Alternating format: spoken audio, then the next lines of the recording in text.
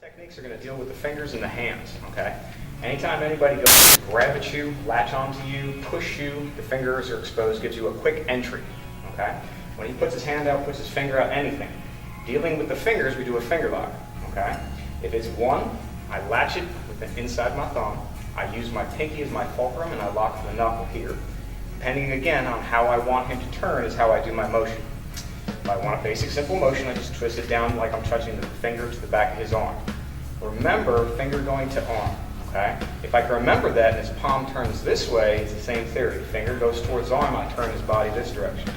If his hand is rolled this way, remember, finger going backwards towards his arm. Don't try to move it this way, it's not going to hurt. It has to go in the direction of where his arm is. So depending upon where his elbow's bending and turning is where you twist his finger.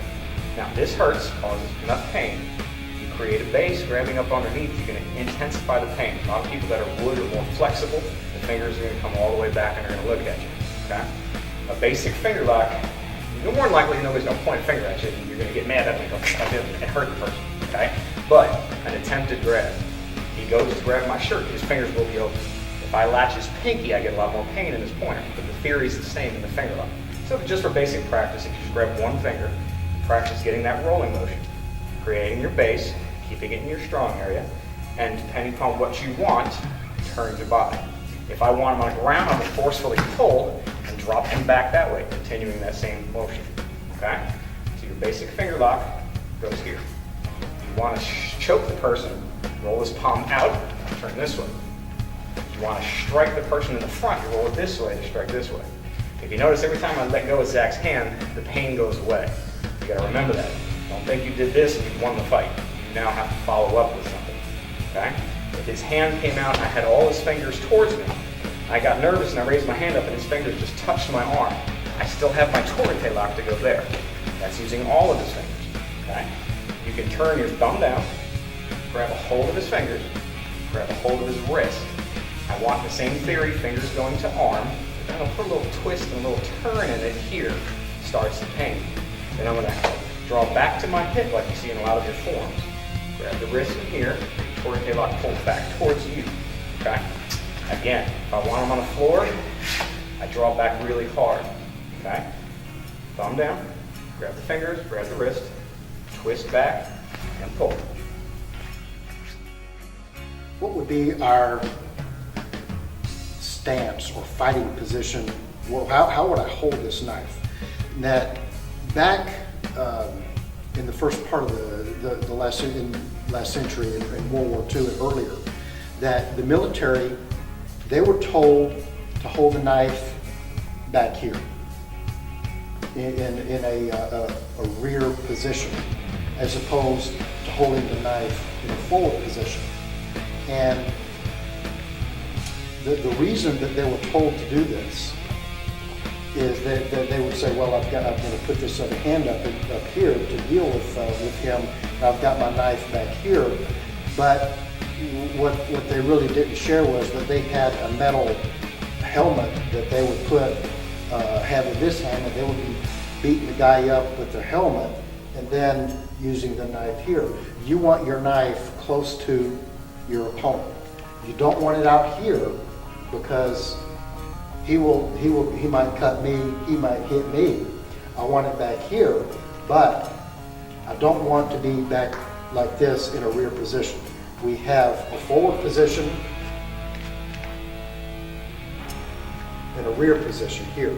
The forward position, then back to the rear. So if I'm like this, I don't want to be back here. I want to have my knife up a little bit closer in toward me, not out here where he would have access to my arms. It's back here like this. So for your fighting position, you're here, your knife is in your preferred hand, back towards you, your knife is closer to your opponent, not back like this. It makes a difference in range of about that much. So this would be your knife position. Your other hand is up, guarding your neck, guarding your head. Your point is toward the bad guy, like this. So here would be your a fairly natural fighting position, very similar to a boxer stance. I want to work on just a real basic drill that we do, which is called brush grab strike. It's a drill that's going to sit your body at a 45-degree angle. It's going to allow me to defend against either a forehand or a backhand strike from my opponent. It's going to allow me not to take any shots from his live side, but it's also going to allow me to progress forward so I can enter in and do whatever it is that I need to do. So off of the forehand strike, and again, we're back in our stance where my check hand is up, my other right hand is high. My stick is closest to my opponent. As he strikes the forehand strike, all I want to do for now, for training purposes, is I want to meet stick to stick. Okay, but I don't want to just sit there and stop it. What I want to do is I want to make sure that as this stick makes contact, it's going to brush back, clear his stick, as I come back in and check his hand. Now as that happens, as that strike comes back in, as I brush off, this is going to shoot in and down. Once that happens, now I've got a clear shot to come back up and try to take him out with that. Okay, so one more time, super slow. As he strikes, again, I'm going to step in, I'm going to go stick to stick, I'm going to cover to the bottom. Now there's two ways we can do this. We can check to the bottom, we can check to the top. Either way is really right or wrong, depends on what you want to do. If I check to the top, basically my target is going to be body, ribs, and leg. Okay? If I check to the bottom, my target is going to be anything from the arm, the shoulder, the head, and the neck. Okay, so one more time. As he strikes in a forehand strike, I'm going to step 45. This is going to cover. This is going to hook. This is going to pull. And then this one's going to come back in and strike. On the backhand side, it's the same thing, only the opposite. As he strikes, again, I'm going to check the stick. I'm going to clear. This is going to catch and push in and down 45 degrees towards his core. Once this happens, now I can come back in for my strike. Okay, so one more time on a backhand strike. He's going to come through. I'm going to check, clear, come back. Now I've got my full strike. What happens is if I do the initial brush and just leave my stick here, I've only got this much space to generate power. Not so much. What I want to do is I want to come back. Once this happens, now I can step through and I can pull and strike at the same exact time, pulling him into my strike. Works the same thing on the backhand strike. If I just leave it here, not so much power. But once this happens, this pulls, strike takes place, I've got a lot more power. So a little bit faster. As he strikes the first one, just going to come through, strike, strikes two, strike one, strike two, and strike one. From the grab here, left foot moves in, Perry shoots off, we attack, same as before. Okay? If he comes in to tackle me, same posture. Okay? That left foot goes to the front, hands come across the top, now we stick knee strikes in. Okay? But what I want you to see is, and go ahead and unload it. Okay? This is where you need to move. Okay? What does he expect? He expects that if he swings at my head, I'm going to be doing stuff like this, right? That's what prey do, right? They show fear. They turn away from attacks. They cover their head. That's what things that are scared do.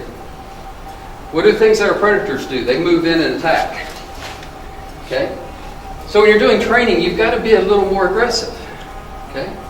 So if I turn attacker now, and you get to be defender, okay? If I come in and I throw something at him, he starts moving. Go ahead, keep going. And I'm moving in, we're fighting like this.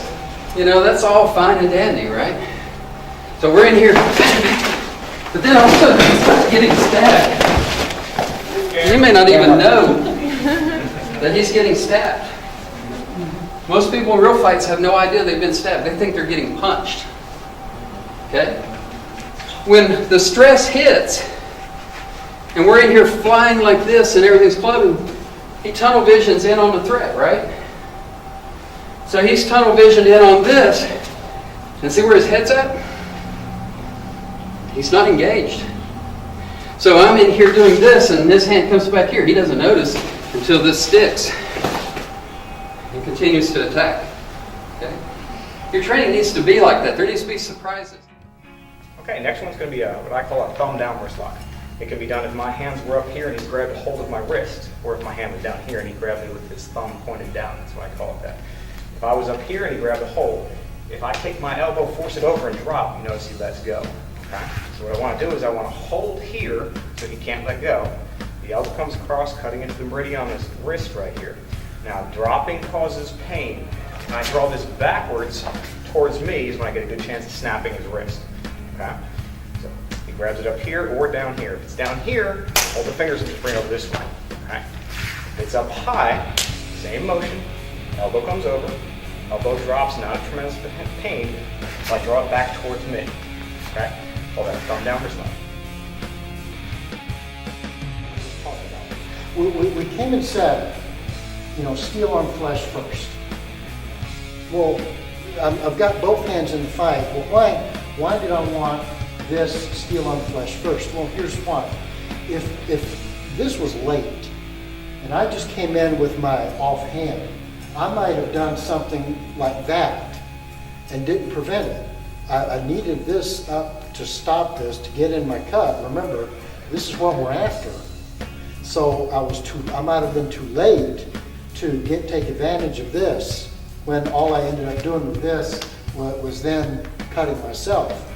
So I needed to come and just steal first, then pass it. Steal first, then pass it. Steal first, pass it. Steal first, pass it. Steal first, pass it. Steal first, and pass it. Now, another quick little detail point about that number 6. This number 6 hit, you know, he's coming horizontal, vertical rather. He's coming straight up and down. And so I've got my knife and I've come up like this, and now I've got my offhand and I've put it up here to pass his number 6. Well, I might run into a little bit of a danger here of cutting my own arm. So when you do this, don't come horizontal. Make sure you end up coming diagonally back, just at a few degrees back like this. So to reduce the risk that you cut your own hand, which that's not a good plan. So he comes with his number 6. I'm here like this, and I cut. Then I'm ready to do more stuff to him, set up and ready to go. So once again, he comes with the number 1. I steal. Remember, the knife is in between me and him for number 1 through 5. In between, knife in between, knife in between, knife in between. Now number 6, there's no room for here, so I'm coming here. That's my shot to the eyes. Here. And then this might show just a second. Okay, now one of the great things about training with the sticks is they train your hands how to move whether you have the stick or don't have the stick. It really doesn't matter. The techniques are relatively the same. Okay? So now this time when the strike comes to the forehand, his forehand strike comes in, I want to do the exact same thing. The only thing that's going to change is when I go to check the stick, I'm not going to use my hand to his stick. My hand is going to come back in and check his hand. Okay? Then I'm going to do the same back to cover, and then the strike is going to come back in towards the head. Okay, so as he strikes, I've got to step in. If I step back or stay where I am, I'm going to eat the stick right about here.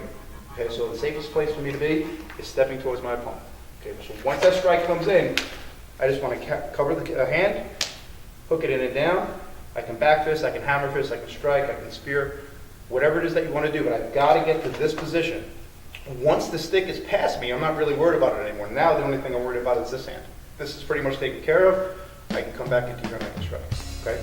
So one time as he strikes, I step, I cover, I check, I pull, and I come back into a strike. Okay, on the backhand side, same thing. I want to cover the hand, pull, strike. I can come back to the elbow here. I can come back to the palm. I can come back with a punch. It really matters.